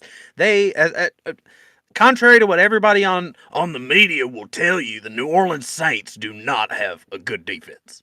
Their defense is not that good. Yeah. And so they don't offensively just abysmal, which is what I said would happen when Sean Payton retired. Probably a bigger deal than when Drew Brees retired. Yeah. So I don't think there's any redeeming quality to this Saints team, and nothing brings me more joy to say that and feel validated every time I do. It's just really tough for me to pick this Seattle team because I don't think Seattle is that good. I mean, what they've been able to do on offense has been very surprising, but the defense is still such a liability for them.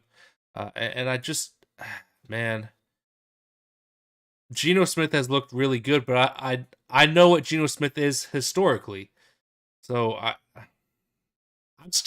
think I've got to pick the Seahawks this week because I'm gonna tell you something that is gonna hold on to your socks for a second. well, I'm not wearing any, so Well, problem solved there. go grab a pair. Top 5 this year in QBR. Yeah. Which I have grown to respect QBR, maybe a little bit Yeah. more than quarterback rating. Yeah. Patrick Mahomes, number 1. Tua Tagovailoa, number 2. Josh Allen, number 3. Weirdly, Cooper Rush, number 4. Number 5, Geno Smith. Yeah. Geno Smith, 5th best QBR, and if you're an old head and you like the old just quarterback rating, he's 3rd in overall quarterback rating this year. So it's a little bit hard for me to bet against Geno Smith. I mean, I mean, he's it makes having sense, a yeah. good year. I mean, have they played anybody super stellar? No. But regardless, like, he's not a bum. He hasn't been a bum to this point this season. Yeah. So, Yeah. which is more than Andy Dalton can say about his entire career. Yeah. And I mean, it to me, it's just surprising. Like, where does this come from? But 4 games is a pretty large sample size, I would say, in And the one of those NFL. So, was against the 49ers. and one was against the Broncos. They started Yeah. off the season against the Broncos, who I still think have a good defense. The Broncos Yeah. held that 49ers team to 10 points last week. So, Yeah. Wow.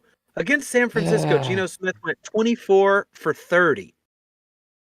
What? yeah. 24 for 30, 197 yards, 0 touchdowns, 1 interception. Yeah. Um, He's playing efficient football. is, man. I, Wow. I don't understand it, but yeah, Geno I'm. MVP? Still? Oh, let's. If No, he's I'm just still kidding. doing this after week 9 and we're officially halfway through the season, I'll hop on that bandwagon with you. But I'm not there yet. Yeah. I think that it's absolutely ludicrous that New Orleans is favored by 5.5 points. I agree. I agree. Take me up to Tennessee and let's make some money on this game. Yeah. Yeah, correct. Moving on, we've got a divisional matchup between the Miami Dolphins heading up to New York to take on the New York Jets. The Dolphins losing on Thursday night to the Cincinnati Bengals after star quarterback Tua Tagovailoa went out with injury. He has been ruled out of this game. So we will get another dose of Teddy Bridgewater facing Teddy off B! against Zach Wilson, who is Big back fan. and came back and got that nice win over the Pittsburgh Steelers. This is an interesting one, man, because I don't love this Dolphins team with Teddy Bridgewater. I'm not a Bridgewater believer. I think You you know I are. am. I think you are more so than me. It's But just I me and his mom. also Basically. don't listen. Watch his mom around Zach Wilson. I also don't love this New York Jets team. Nothing about them. I think there's it's weird. Like I think there is talent there. I just don't think it is a cohesive unit yet. Like I don't think it's all working. Um, Miami 3-point favorites. I think that's fine because there's so many question marks here. I think I'm still gonna go Miami because I think they're the more talented team for sure. But man, it is tough. And listen, Mike McDaniel, I think you might be right. Coach of the year, Yeah. the dude. I saw a video earlier. I don't remember who it was, but it was some wide receiver that he was talking about Mike McDaniel when he was coaching them, when he was teaching them Oh, that's the one I releases. sent you. Is that the one you It sent was me? Andrew Hawkins, who played for Cleveland when Mike McDaniels was the receiver coach in Cleveland. Yeah. Yes. Dude, Talk, that talk, video is ridiculous. talking about how he didn't show them film of wide receivers. He showed them film of Allen Iverson doing Yeah. crossovers Yeah. because that's how you get a guy to truly commit to the fake out. Yeah. And As you get your whole body weight like going one way. brilliant Yeah. to even think about that. So yeah, I think I'm gonna go Miami. Miami, the better head coach, more talented team, should get the win, but who Yeah. knows? Yeah, I'm with you. I've got Miami in this one. It was this one. It was a little hard for me to pick because it's in New Jersey, which is where New York plays. Right. And I just feel like we need to specify that every time, just so you guys remember, the New York Jets play in New Jersey, even Right. though New Jersey Jets is a way better name. So yeah, it's hard to see. The Jets are another team that it's really hard to see many redeemable qualities at this point. Now, I'm with you Right. that I think that there might be some nice pieces moving forward. Right. A lot of youth on that team. I don't think Zach Wilson is one of those pieces, though. I So agree. I think he is bad. And you know, hearing these analysts just swoon over him is hilarious. That it's like, he was terrible, right? Like, Right. he was not good Sunday. And they're like, oh man, but he throws such a pretty ball. And I'm like, to the other team. Like, what are you talking about? I almost put him under review, but he won, so it was hard to like justify putting him under review. Yeah. So yeah, I think that the Dolphins are still the better team. Even I think the fall off from Tua to Teddy Bridgewater because of the system isn't as much as True. could be. True. And again, I'm not saying that Teddy Bridgewater is the same caliber of what we were seeing from Tua, but we'll be able to see this week how much of that is Mike McDaniel's genius and the talent of those wide receivers down there in Miami. So it should be an interesting. It's an intriguing game. It's not a game I want to watch at all. Right. But it's intriguing to know what happens. Yeah, absolutely. Absolutely. All right. Before we get into the next one, I'm going to go get my dog. All right. Hopefully it's the last time. Hopefully we can make through the last 8 games. I'll be right back. Another dog break. All right. Dog break number 7 of the night. What we got? We got Brace.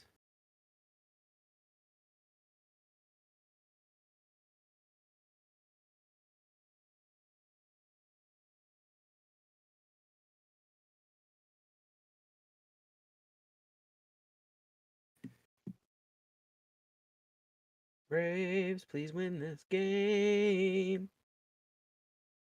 Ugh. Mets are taking it out on the Nationals.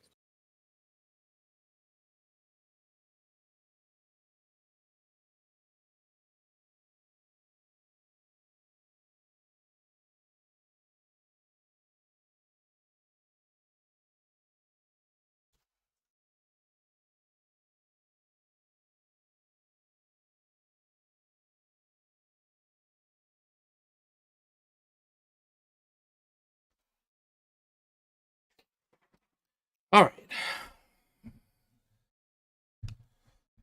Whew. Okay. Here we go.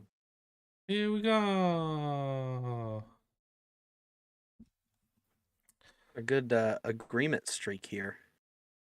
Yep. It's going to have to get broken before too long. I'm almost positive it will. So let's head on down to Tampa, where we have maybe the most disrespectful line of the weekend. Easily the most disrespectful line of the weekend. We have the Atlanta Falcons traveling to Tampa Bay to take on the Brady Bay Buccaneers. Currently, Vegas has declared Tampa Bay 8.5-point favorites. 8.5-point favorites coming off a pretty dominant loss to the Kansas City Chiefs.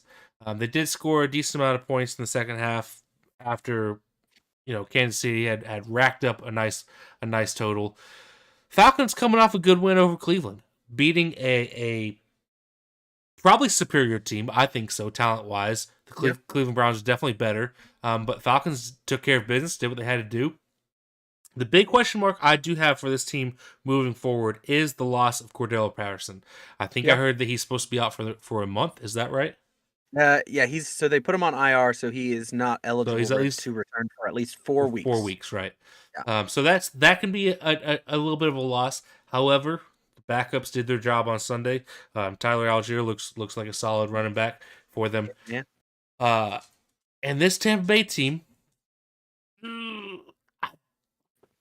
they're old, man. They're old. That's very what it old. is. Now, again, I think I said the same thing last week. The defense has some good pieces, and I think this defense is still a talented defense.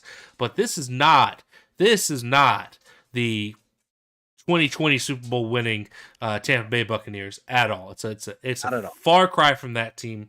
The run game has been pretty non-existent. In fact, on Sunday night, it was completely non-existent. I think they had like less than 10 yards rushing, I want to say, total, which is unbelievable. I'm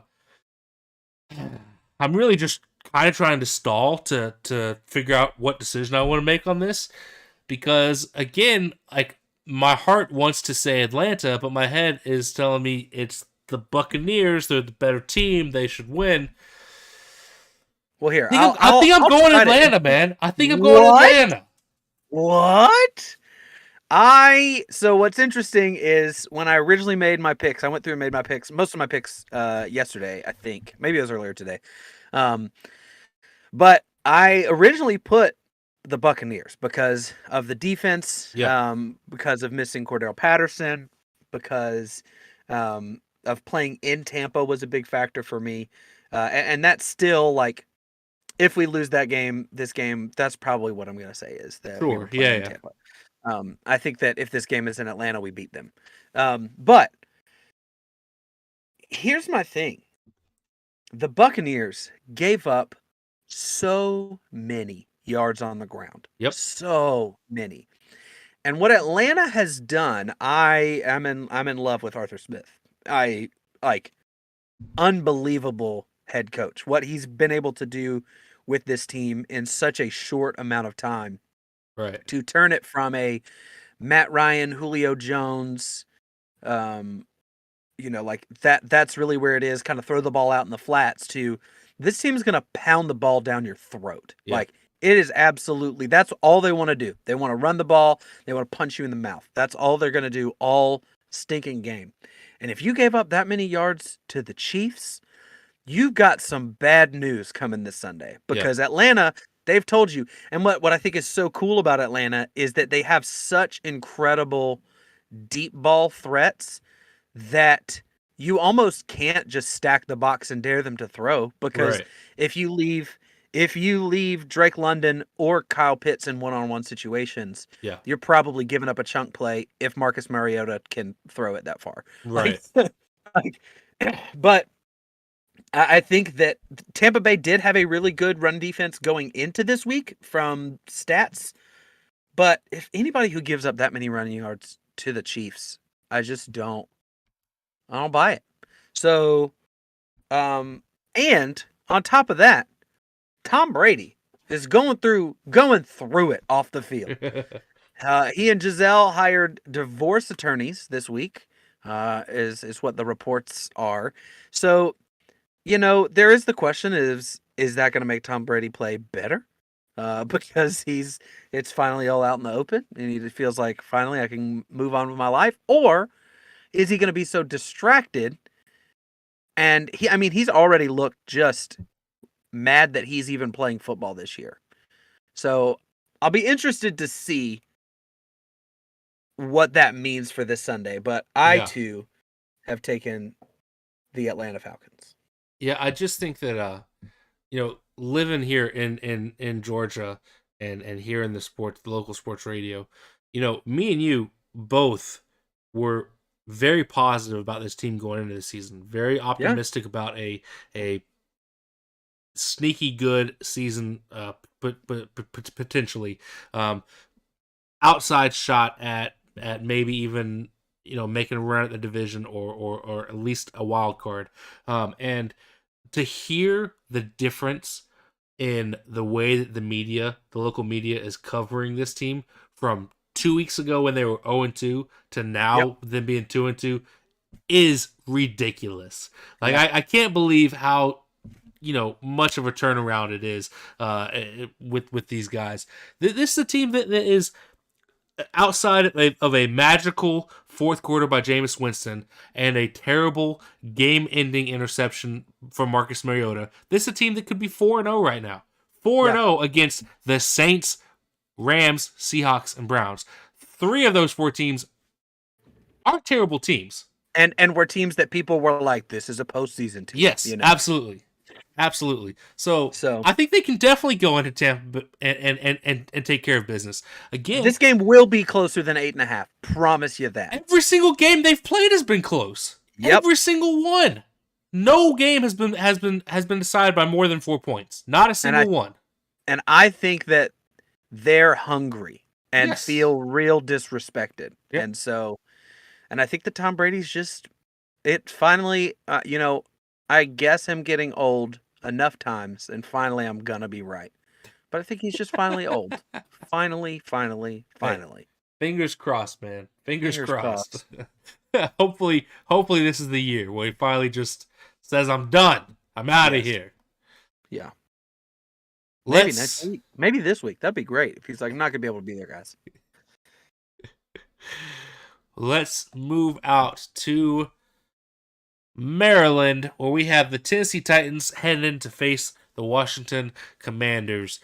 This Commanders team, again, drastic turnaround from the first 2 weeks. They're sitting at 1-3. I saw somebody say something about it being time for a quarterback change in Washington. I agree. I'm on the Heine bandwagon. I've said it all last season. I said it going into this season.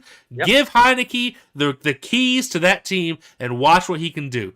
I think that if they did that this week, I might pick Washington over Tennessee because I'm not super high on Tennessee. But Tennessee has surprised me. They have looked decent. They're going into this game on the road as 2.5-point favorites. I think that maybe that line should be a little higher in Tennessee's favor because Washington has not looked good. But quarterback change, I'm here for that. Give me the Heine man again. I will be all on that Heine train one more time. I'm going with Tennessee. Who you got, man? Yeah, I'm with you. I got Tennessee on this one. I think the Titans team is starting to kind of turn it around.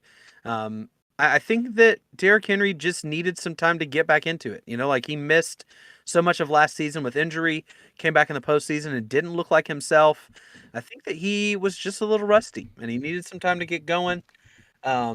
Defense started off slow this year, and I think that the Washington Commanders belong down there with the Bears, Giants, and Seahawks in terms of. Yeah, that might be okay. You're right. I like Terry McLaurin a lot, but that defense. I like the whole offense a lot, honestly. Like, I just think they have a bad quarterback. But that give me that receiving core any day of the week in Green Bay. Terry McLaurin, Jahan Dotson, Curtis Samuel, like give me those guys. I will take them. That's fair. If you're not going to use them properly, Washington, I think it's time to let Scary Terry go elsewhere. Yes. Moving on. Moving down to Jacksonville, we got a divisional matchup between the Houston Texans, who made it an interesting game with the Chargers, and the Jacksonville Jaguars, who made it an interesting game with the Philadelphia Eagles, the 4-0 Philadelphia Eagles. The Jags put up a fight. They had a shot there, ultimately fell short, but currently Jacksonville 7.5, just 7 point favorites against the Texans. I think that's probably perfectly fair. This Texans team is a disaster, and Jacksonville looks like they're on the rise, man. I really regret picking the Lions over Jacksonville last week in that crazy legit or counterfeit you gave me, especially after the results of this past weekend. But Jacksonville, man, they're looking sneaky good, and I think they're going to make a run at that division. So I'm picking Jacksonville in this game. I think they're the better team. Yeah. Who you got? I'm with you. I'm really excited to see this Jags team kind of ascend. It looks like Doug Peterson has been a really good coaching hire for them and been able to do a lot of work to turn this team around. So yeah, I'm going the Jags in this one, and I can't wait to see how high they can fly. That's what I want to know is how high can these Jaguars fly? Yeah, I'm here for it. And I've got to say, because I'm a proponent of going to sports games.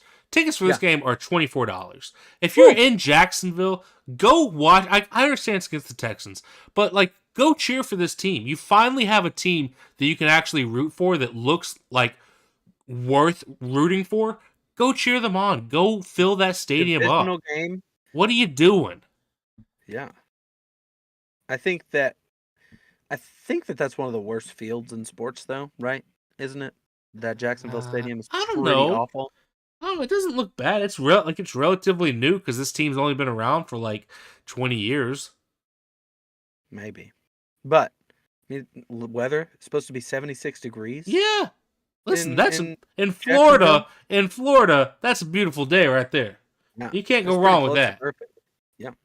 Anyways, let's go up the road to Charlotte, where we have the San Francisco 49ers coming off a nice big win on Monday Night Football, heading into town to face the Carolina Panthers.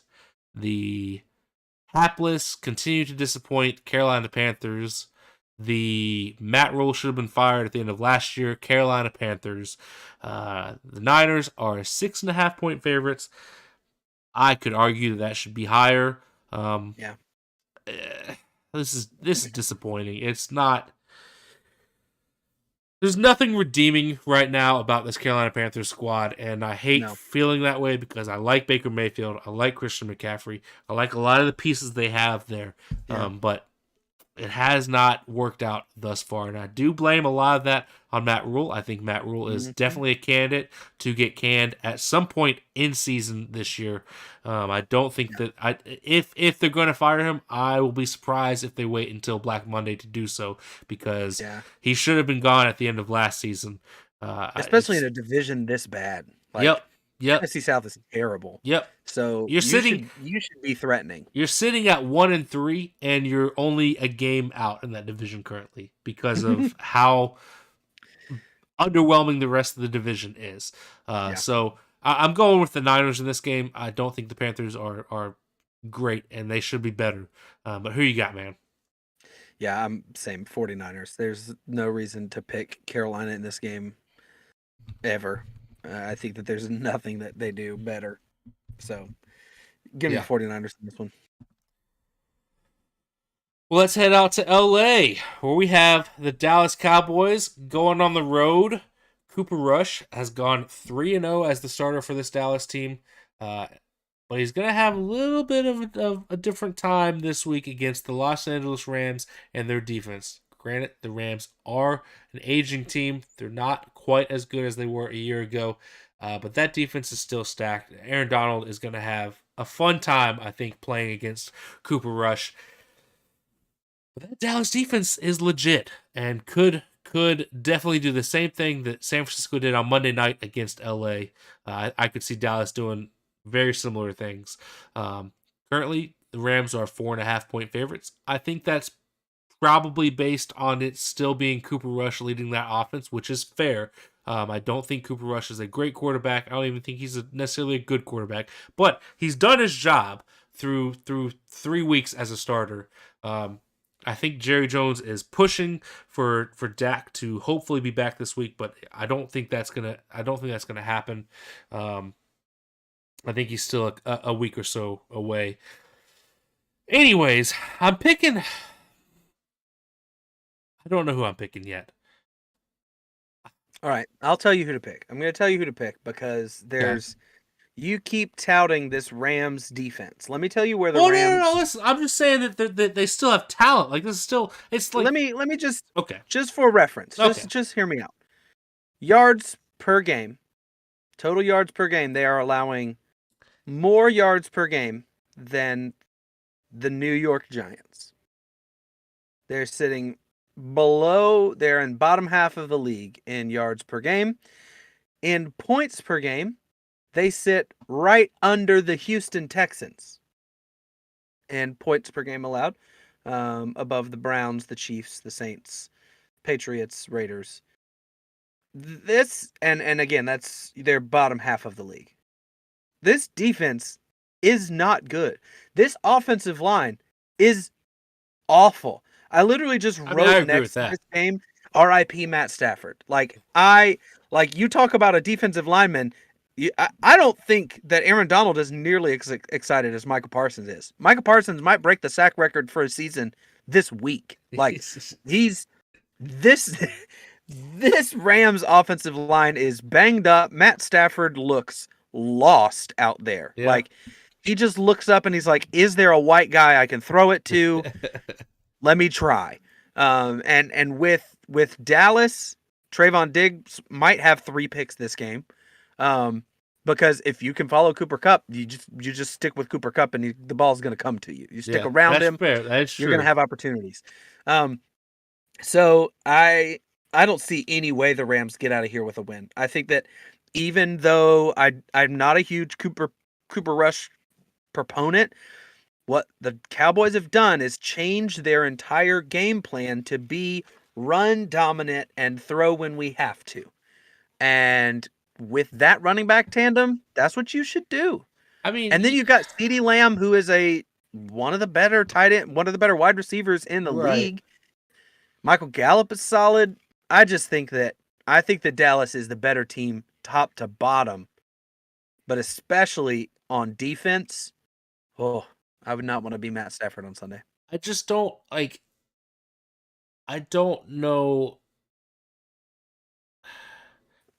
I know that Cooper Rush has done his job. He's gotten the 3 wins as the starter, but those he faced the Cincinnati Bengals, who were struggling at the time. He faced the New York Giants, who we both think are bad, and he faced the Washington Commanders, who are also terrible. Like those are not 3 quality wins. They're just 3 wins. Like you happen to get lucky with Dak Prescott being injured when he was injured, and getting the benefit of an easy schedule for Cooper Rush. I just struggle to think that he's going to be able to lead this team to a win over what should be a much better team than they've played like. I agree with you that the LA has not been good. Now I definitely agree with you on with their offensive line concerns. I think that defensively, the Rams have faced some better offenses.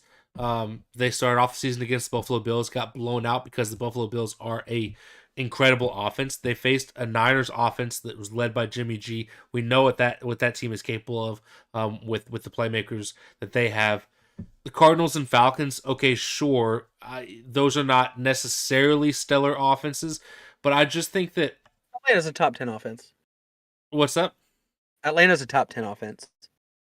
Okay, but like statistically, but yeah, I'm just saying that like when you face good offenses, that's going to make your defensive numbers look worse than they necessarily might be. So I don't think that this defense is as bad as the statistics are showing. I don't agree. I don't think they're great or even close to what they were last year. But I just think that when you have the talent level of guys like Jalen Ramsey and Aaron Donald, like this is a team that is still a good defense. It's just they've had to face good offenses. And I don't think the Cowboys, led by Cooper Rush, have a good offense. I'm with you though. I do want to pick the Cowboys in this game.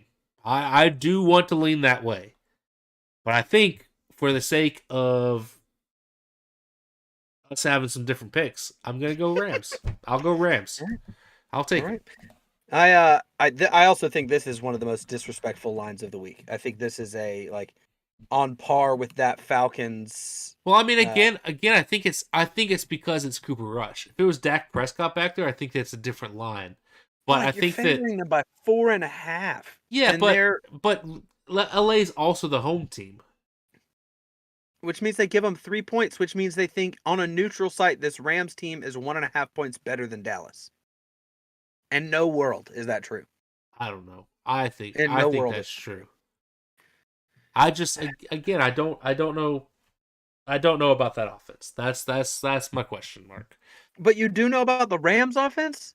No, I don't know about that either. I don't know about that either. But I don't know. I don't like. There's no. It's okay. I'll take the easy points against you. There's no clear-cut pick in this game, in my opinion. Please pick the Rams. I am picking the Rams. I'm sticking with it. I know. Let's go out to Arizona. Going to the desert. We got a bird fight in Arizona.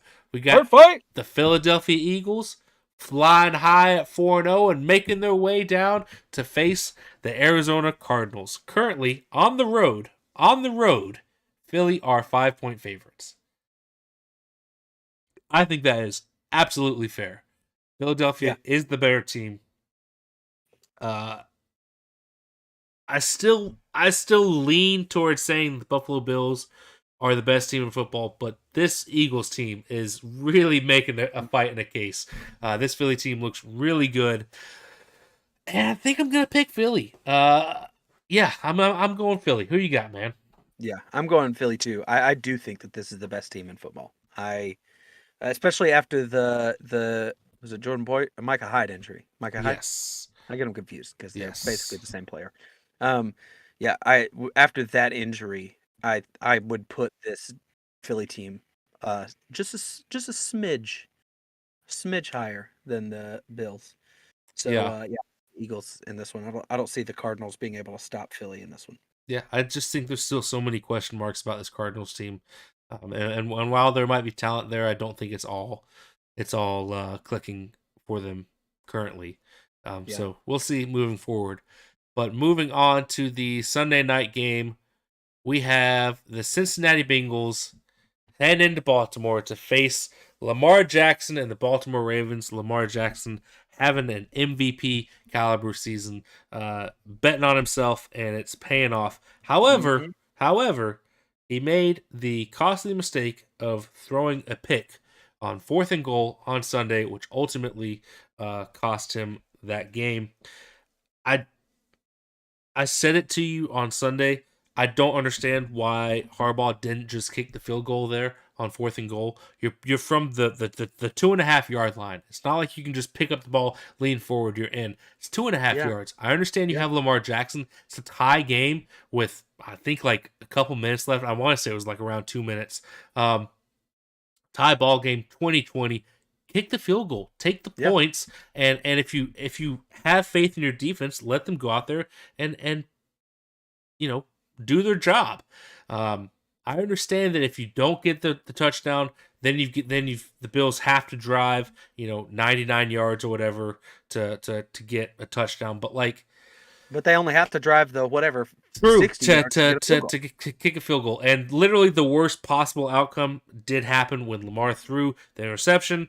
It's a touchback, goes to the 20-yard line. It's the worst possible thing that could have happened in that moment. But Yeah. why even risk that happening? Kick the points. I hated that decision. I thought about putting Harbaugh under review for that specifically. But anyways, Bengals coming into town. The Ravens 3-point favorites. Hopefully they can bounce back from that mistake, put on a show against this Cincinnati team. But I think this could be a sneaky fun game for Sunday Night Football. Yeah. Uh, I'm gonna go. I'm gonna go Baltimore. Who you Yeah. got, man? I got Baltimore.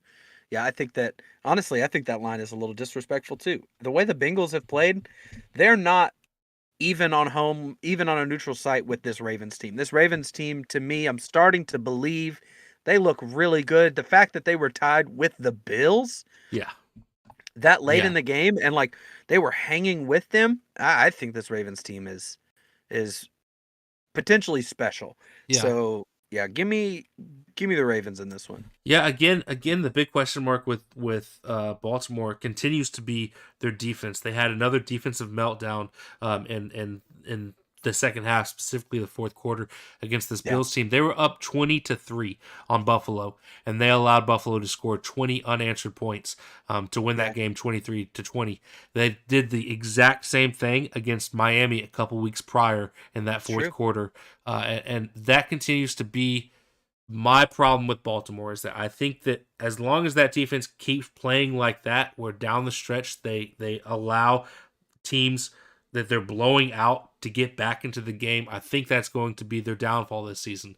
I do think that Harbaugh is a good enough coach to figure out a way to not let that continue to happen Yeah, moving forward for sure. yeah, But yeah, I've got them winning Sunday. So let's go over to Monday Night Football where we have another divisional matchup. We've got the Las Vegas Raiders coming off the first win of the season over the Broncos. Told you they'd get that win. Heading into Kansas City to face the Kansas City Chiefs, who look, I mean, every bit how we expect Kansas City to look yeah. over the last couple of years.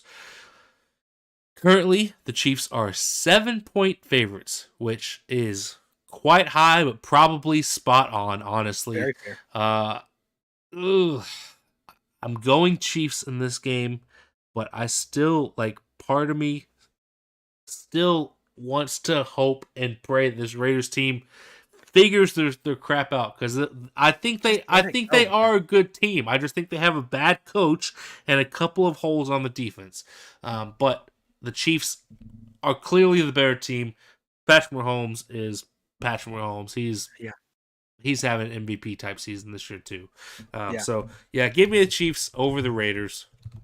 yeah. I'm with you. I think this Chiefs team is, you know, playoff bound and Super Bowl threats. So Yeah, I see no reason that this game should ever be in doubt yeah, for the Kansas City Chiefs. I think that they absolutely come in and demolish these Vega Raiders.